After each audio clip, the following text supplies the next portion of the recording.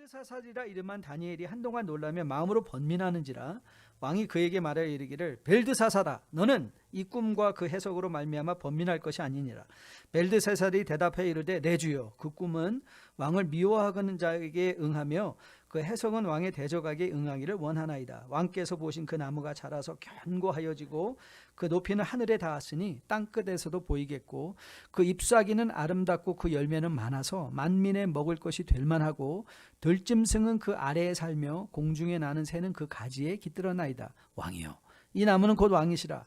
이는 왕이 자라서 견고하여지고 창대하사 하늘에 닿으시며 권세는 땅끝까지 미치심이니이다. 왕이 보신즉 한 순찰자 한 거룩한 자가 하늘에 내려와서 이르기를 그 나무를 베어 없애라. 그러나 그 뿌리의 구루터기는 땅에 남겨두고 새와 노줄로 동이고 그것들을 들풀 가운데에 두라. 그것이 하늘 이슬에 젖고 또 들짐승과 더불어 제 목을 얻으며 7대를 지나리라 하였나이다. 왕이여 그 해석은 이러하니이다. 곧 지극히 높으신 이가 명령한 것이 내 주 왕에게 미칠 것이라.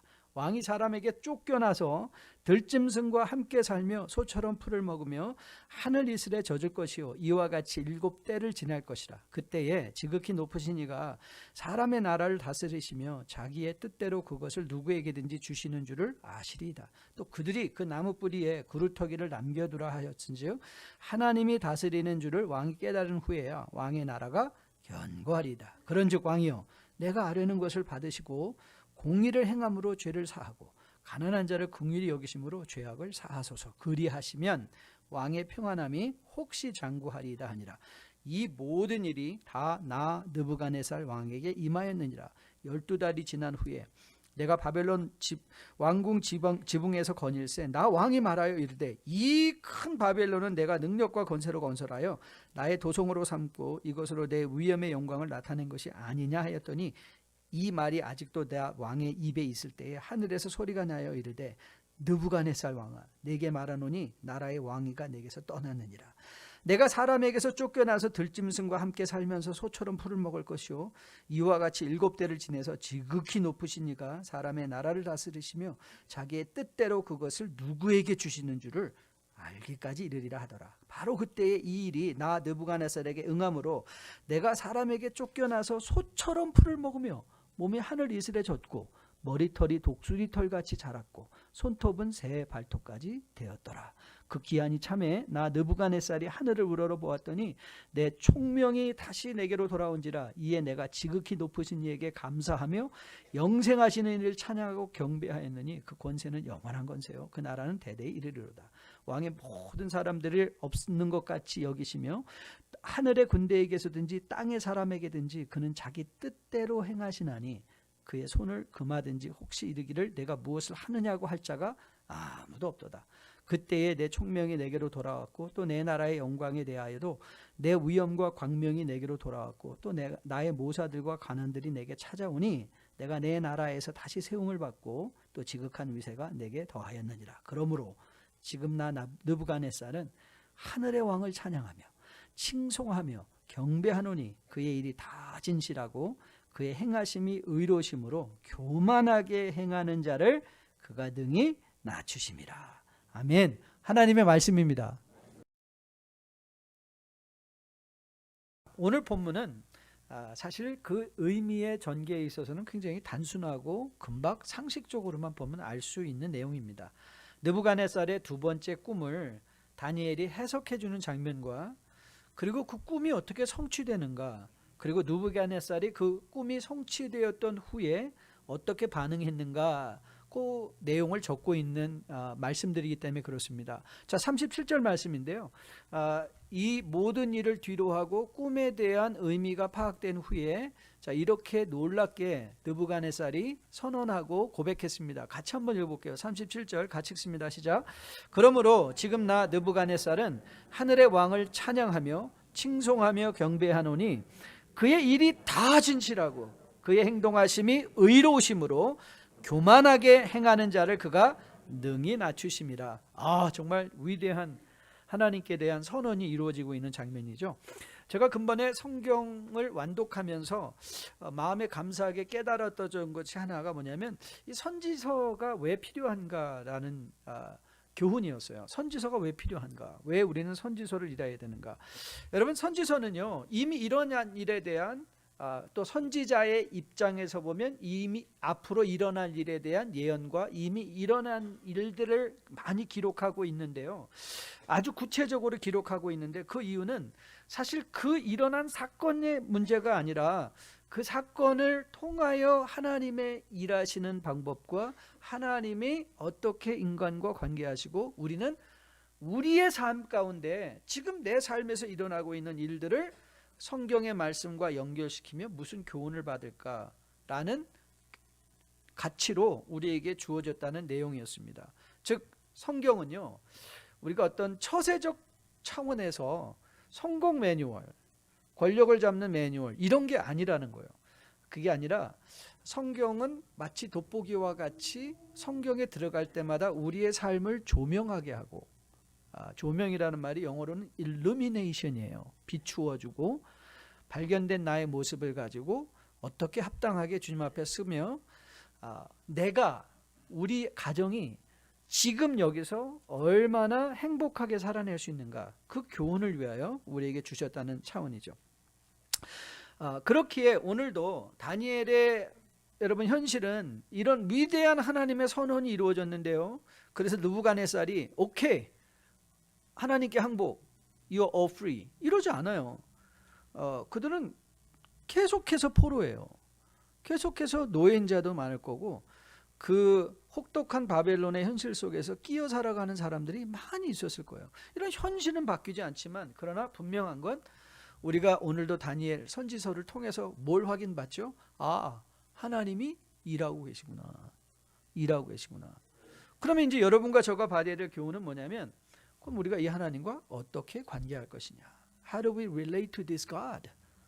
우리에게 보여진 이 하나님과 어떻게 관계할 것이냐?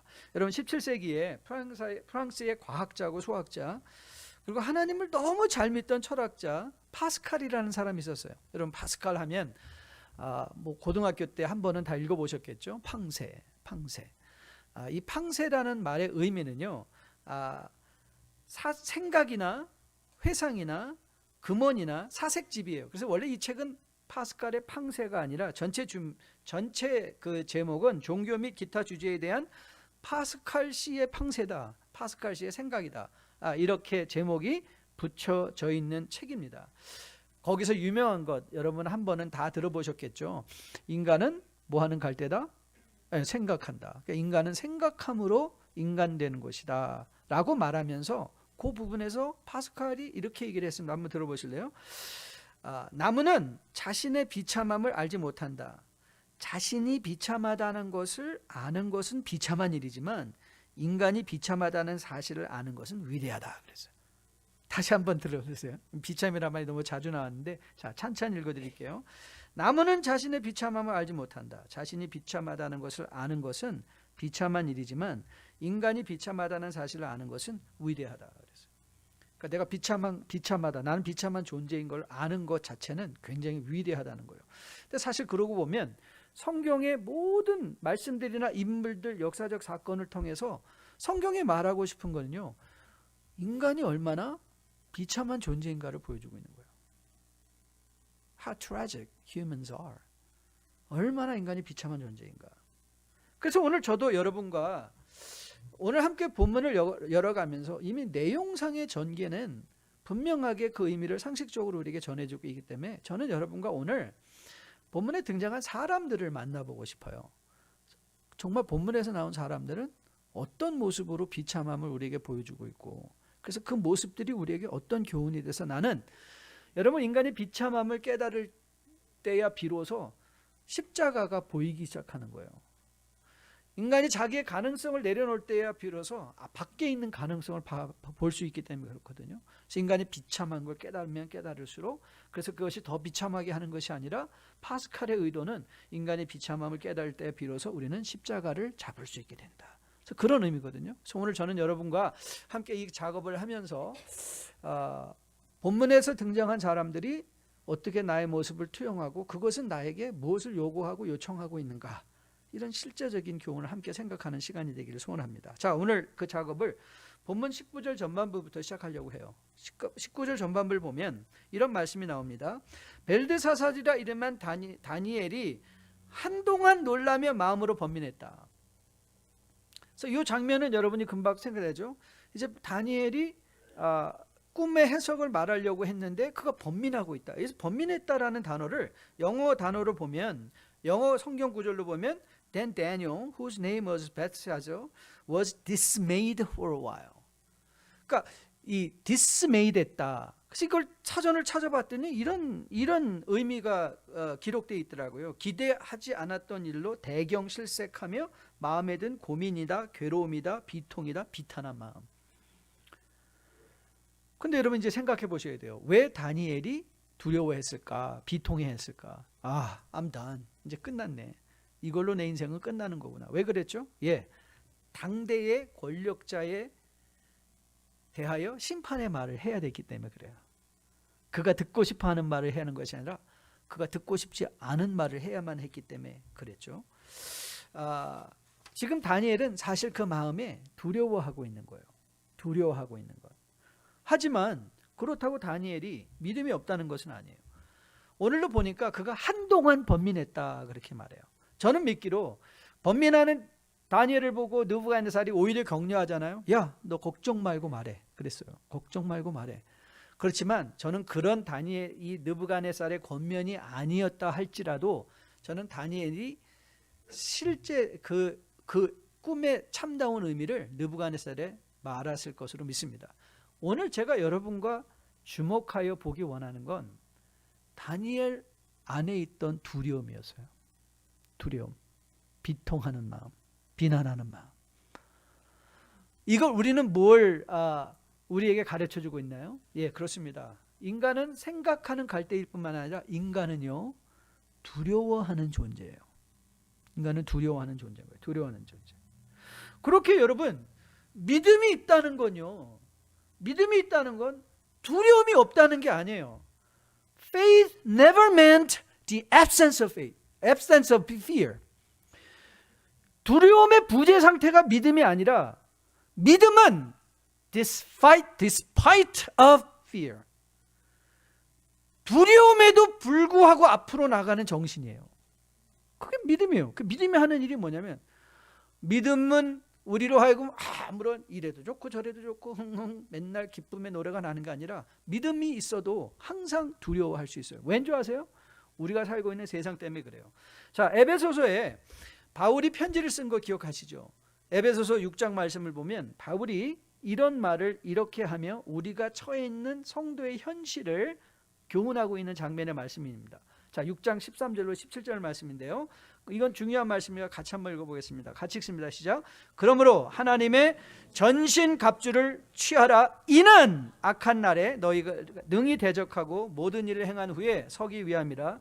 그런즉 서서 진리로 너희 허리띠를 띠고 의의 호심경을 붙이고 평안의 복음이 신을 신고 모든 것 위에 믿음의 방패를 가지고 이로써 능히 악한 자의 모든 불화살을 소멸하고 구원의 투구와 성령의 검 곧 하나님의 말씀을 가지라.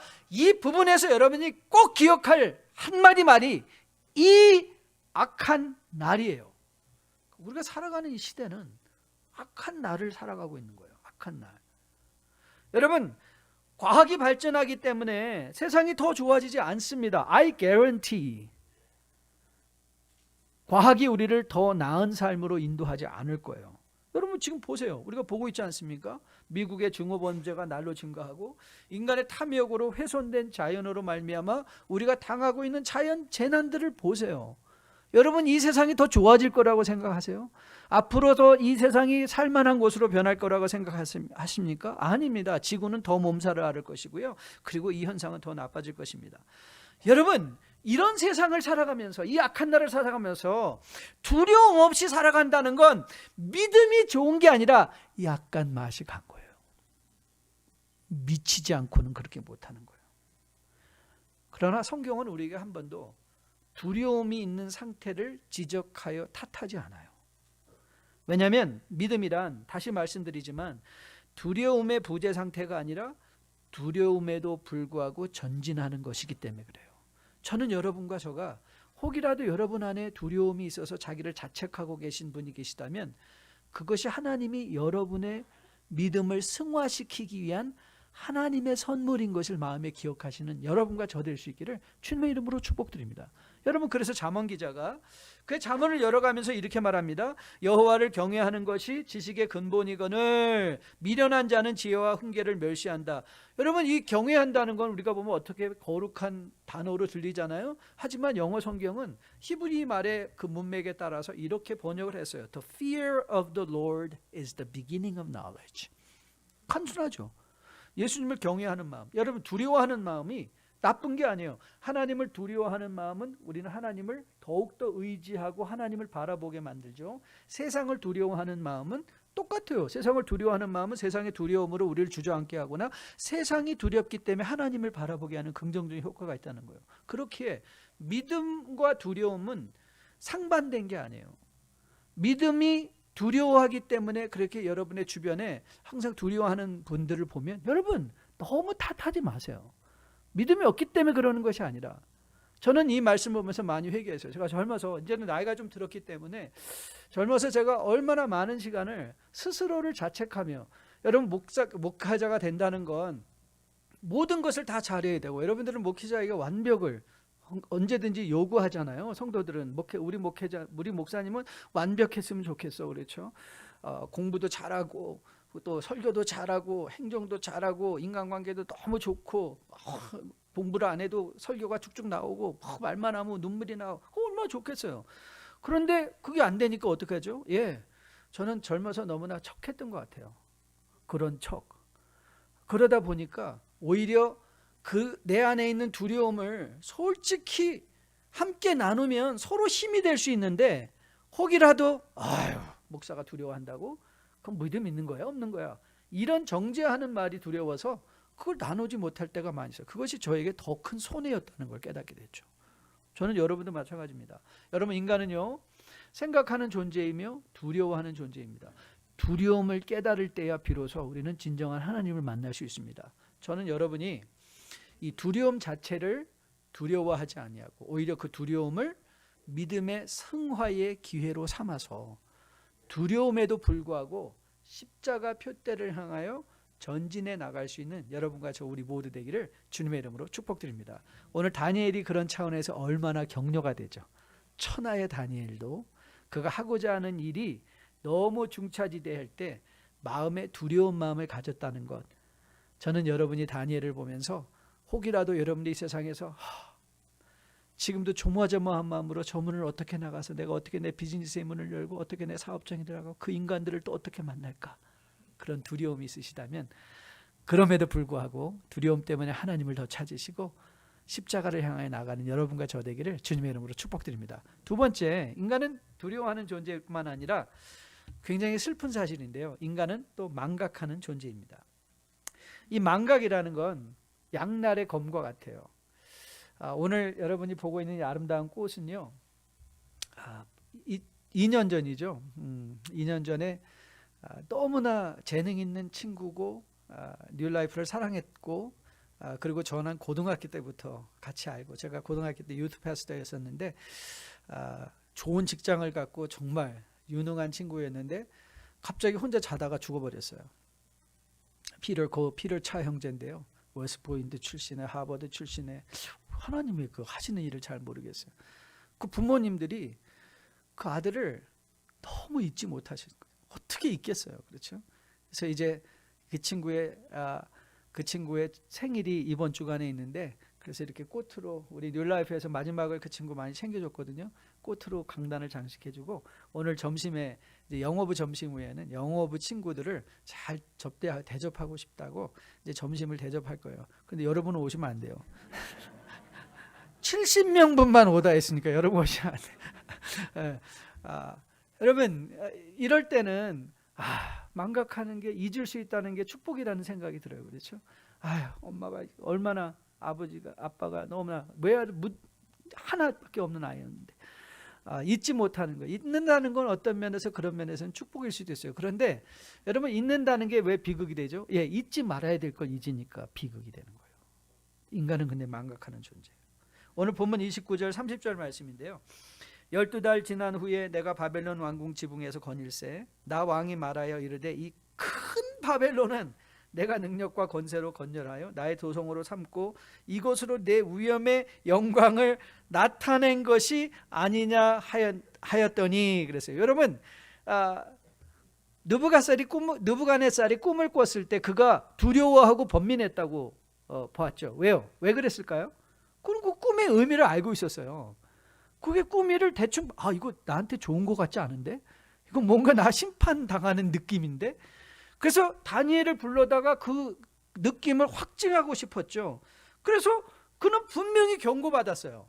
이 사실에 대해서 분명히 경고받았어요. 26절 27절 말씀인데요. 또 그들이 그 나무 뿌리에 구루터기를, 여기 한순찰자의 액션을 적고 있는 거죠. 그들이 그 나무 뿌리에 구루터기를 남겨두라 하였은즉 하나님이 다스리는 줄을 왕이 깨달은 후에야 왕의 나라가 견고하리이다. 그런즉 왕이여 내가 아뢰는 것을 받으시고 공의를 행함으로 죄를 사하고 가난한 자를 긍휼히 여김으로 죄악을 사하소서. 그리하시면 왕의 평안함이 혹시 장구하리이다. 여러분, 다니엘은 무조건 꿈의 의미로 갖고 경고만 한 것이 아니라 그 심판에서 피할 수 있는 대안도 줬어요. 그렇죠? 이것을 행하면 평안함이 장구할 수 있다. 저는 한국말 굉장히 좋아합니다. 저는 한국말 광팬이에요. 간단 명료하게 상황과 사물을 적절하게 표현할 수 있는 언어는 한국말밖에 없는 것 같아요. 자, 여러분, 인간이 망각의 존재임을 가장 잘 표현하는 말이 뭐냐면 여러분이 가끔 소개하는데요. 자, 인간은 화장실 가기 전과 갔다 온 후가 다른 거예요. 여러분 화장실 급할 때 얼마나 뭘 하든지 이 생리 현상을 해소하고 싶죠. 어떻게 해서든지. 그래서 막 핸들을 꽉 쥐고 어떻게든지 이 순간을 견뎌내면서 뭐 가진 생각을 다 하죠. 그런데 여러분 나올 때는 어떤가요? 네, 그런 감정 하나도 없습니다. 그게 인간이에요.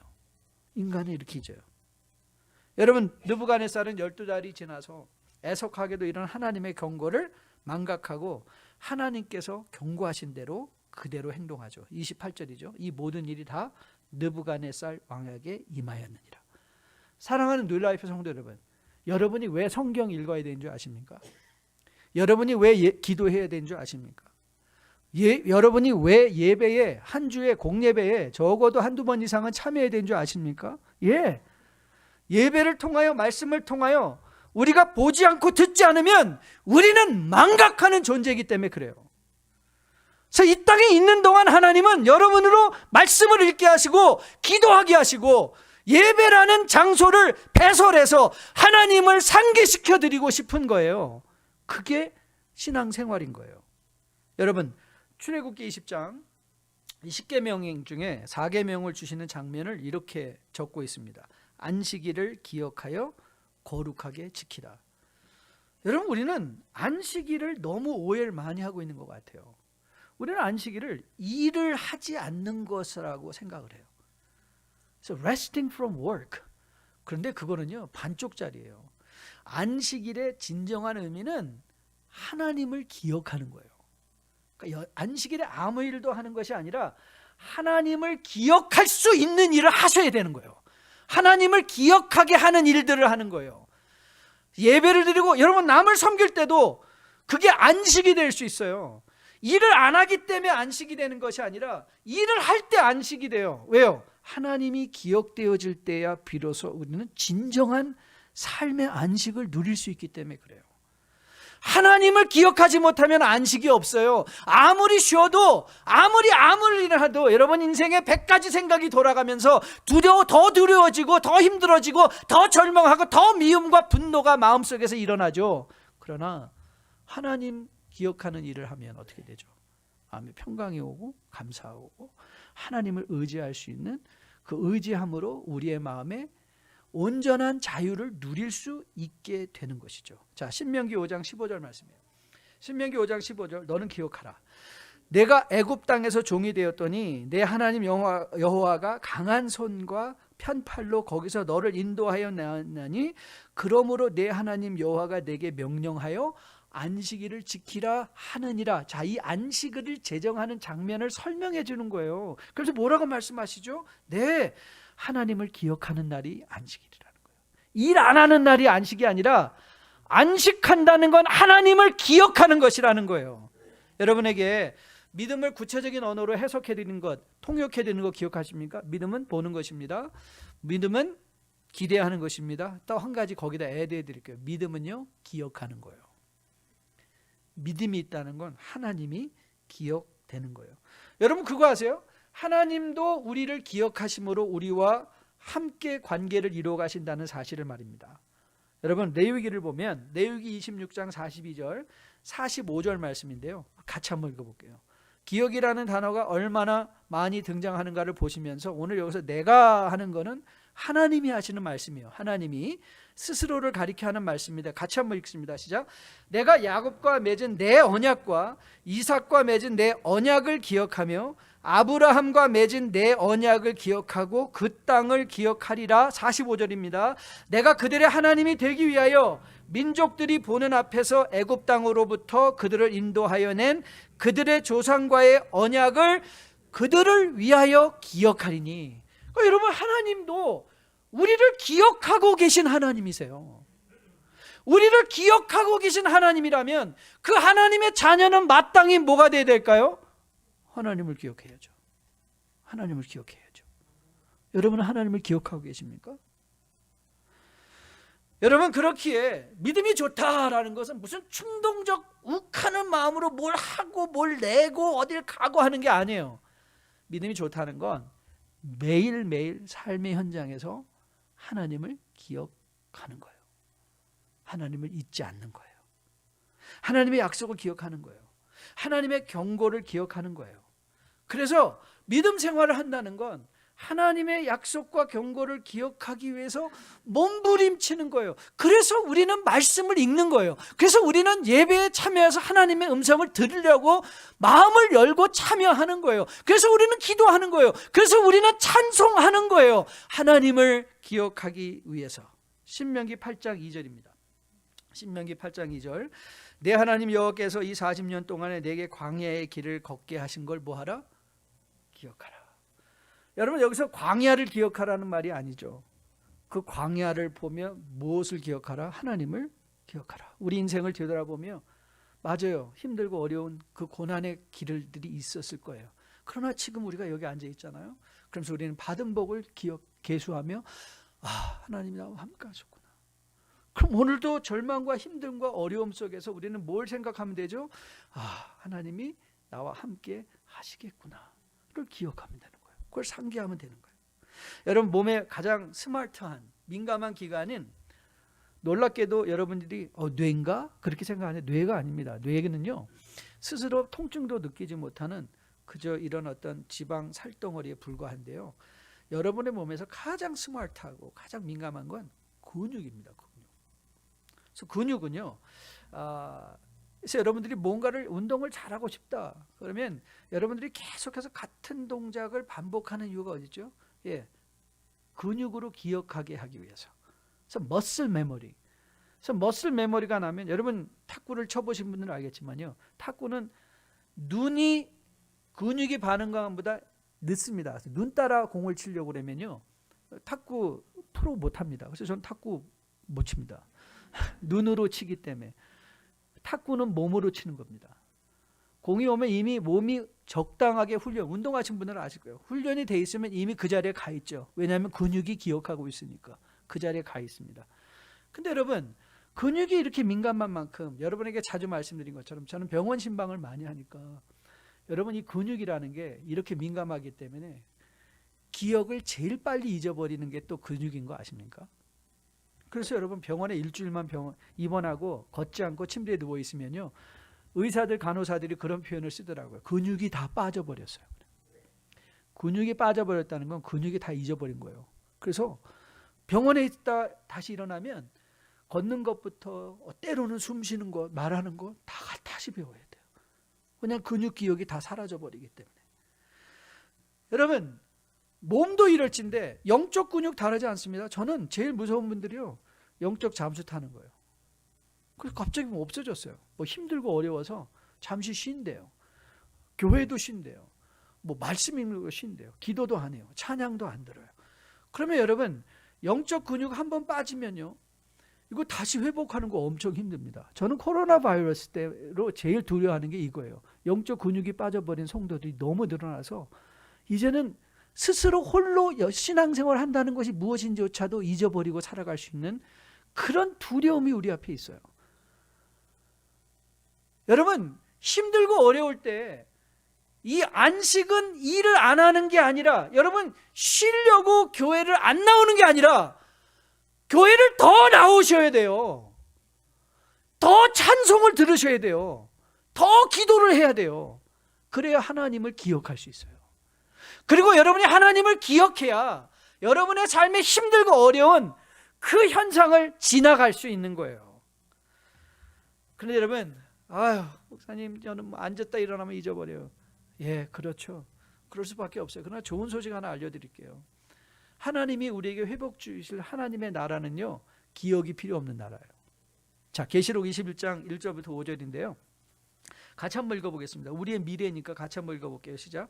또 그가 수정같이 맑은 생명수의 강을 내게 보이니 하나님과 및 어린 양의 보좌로부터 나와서 길 가운데로 흐르더라. 강 좌우에 생명나무가 있어 12가지가 열매를 맺되 달마다 그 열매를 맺고 그 나무 잎사귀들은 만국을 치료하기 위하여 있더라. 다시 저주가 없으며 하나님과 그 어린 양의 보좌가 그 가운데 있으리니 그의 종들이 그를 섬기며 그의 얼굴을 볼 터이요 그의 이름도 그들의 이마에 있으리라. 다시 밤이 없겠고 등불과 햇빛이 쓸데없으니 이는 주 하나님이 그들에게 빛이심이라. 그들이 세세토록 왕노릇 하리로다. 여러분, 천국은요 뭐 기억할 것도 없어요. 눈만 뜨면 다 보여요. 눈만 뜨면 다 보여요. 생명나무도 하나님도 주의 백성 이마에 머리에 표가 빡 찍혀가지고 저거 하나님의 백성이네, 기억할 필요도 없어요. 하지만 사랑하는 뉴라이프 백성들 여러분, 지금은 우리가 기억해야 될 때예요. 우리는 지금은 낀 세대, 눈만 열면 우리를 두렵게 하는 세상이 보이는 시대, 눈만 열면 우리를 유혹하고 우리의 생각을 유혹하고 우리의 삶을 유혹하는 공중권세 잡은 자들의 시험으로 가득 차 있는 세상이 우리가 살아가고 있는 삶의 현실이기에 여러분들이 매일 찬양하고 매일 기도하고 매일 말씀을 읽고 하나님이 정해주신 공예배에 참여해서 주의 백성들과 교제하고 하나님의 말씀을 듣고 하나님의 사람들을 섬길 때 진정한 안식과 또 진정한 믿음 생활이 거기서부터 일어나는 것이죠.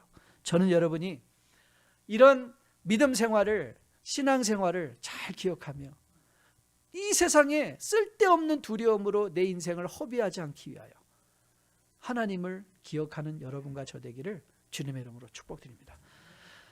그리고 또 우리가 마지막으로 보려는 인간의 문제, 제가 이런 한국말을 또 하나 소개해 드리겠습니다. 여러분들 잘 아는데요. 자, 사람 팔자 시간 문제입니다. 사람 팔자 시간 문제예요. 여러분, 오늘 느부갓네살을 보십시오. 세상 무서운 것 없는 절대 권력을 가진 느부갓네살이 그의 권력이 한 방에 훅 날아갑니다. 바벨론의 영광을 보며 하나님의 경고를 망각하고 자화자찬하던 느부갓네살에게 일어난 일이 바로 30절부터 33절이죠. 바로 그때에 33절이에요. 이 일이 나 느부갓네살에게 응함으로. 여러분, 그렇게 인간은요 자랑할 게 없는 존재예요. 자랑할 게 없어요. 최고의 권력자의 자리에서 한순간에 동물처럼 되어버리고 말았습니다. 여러분, 건강하다고 자랑할 거 없습니다. 남보다 조금 더 많이 배워서 많이 가졌다고 자랑할 거 없습니다. 세상에 쌓여있는 모든 것들은요 한 방에 훅 갈 수 있는 게 세상의 것들입니다. 그래서 야고보 장로가 권면하지 않습니까?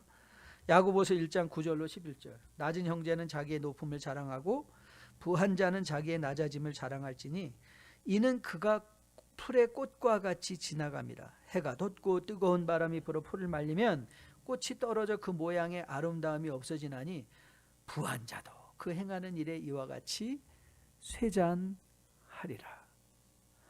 여러분, 하나님을 기억하면요, 하나님을 기억하는 자들은 자기 자신이 자랑할 게 없다는 걸 알게 돼요.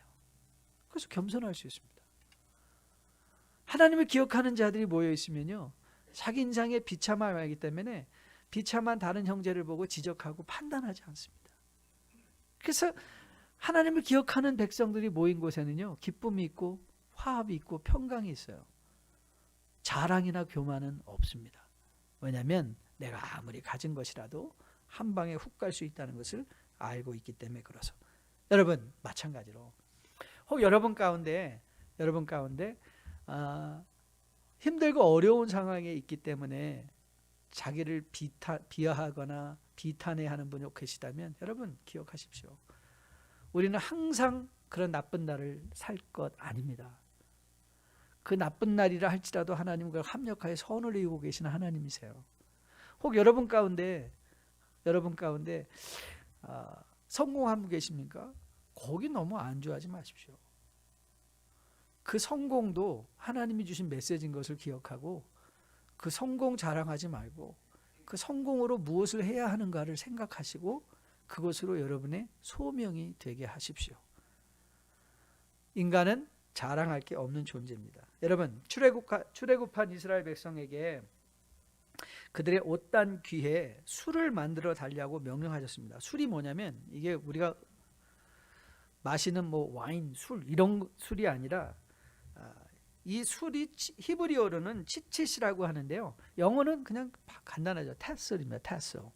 여러분 자녀들 고등학교 졸업할 때 사각 모습은 거기에 노란 달려 있잖아요. 끈이. 그 끈이 이제 테슬인데요.